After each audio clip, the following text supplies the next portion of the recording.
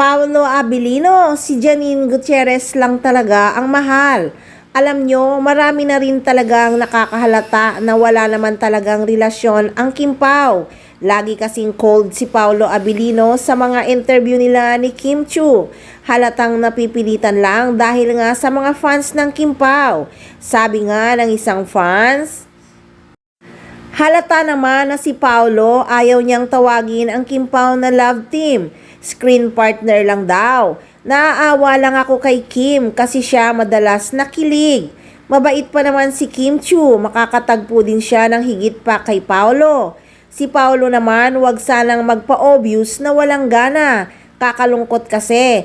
Pwede naman friends lang na warm naman sana.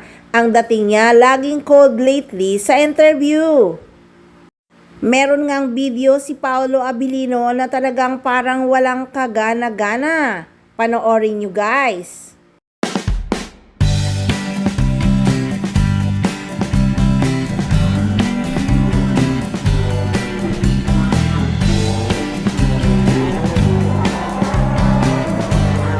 Grabing reaksyon yan, pero baka naman pagod lang si Pao.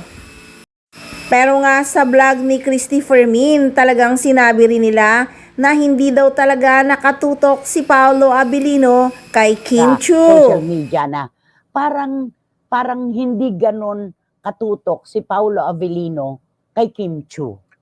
Marami din nakakapansin na parang hindi naman parang wala namang relasyon. Parang hindi seryoso. Oo, yan. Yun ang gano'n. Parang wala naman. Parang binibigyan lang natin ng Nako, yan na nga ang mga iniintay ng mga Paonin fans. Nalalabas na ang katotohanan na Paonin lang ang tunay. Si Janine lang kasi ang mahal ni Paolo Abilino at Paonin lang ang totoo. Malapit nang kumain ng alikabok ang mga Kim Pao fans dahil umasa lang na may relasyon. Wala naman talagang relasyon ang Kim Pao. Sabi nga ni Kim Chiu, diba, screen partner lang, hindi love team.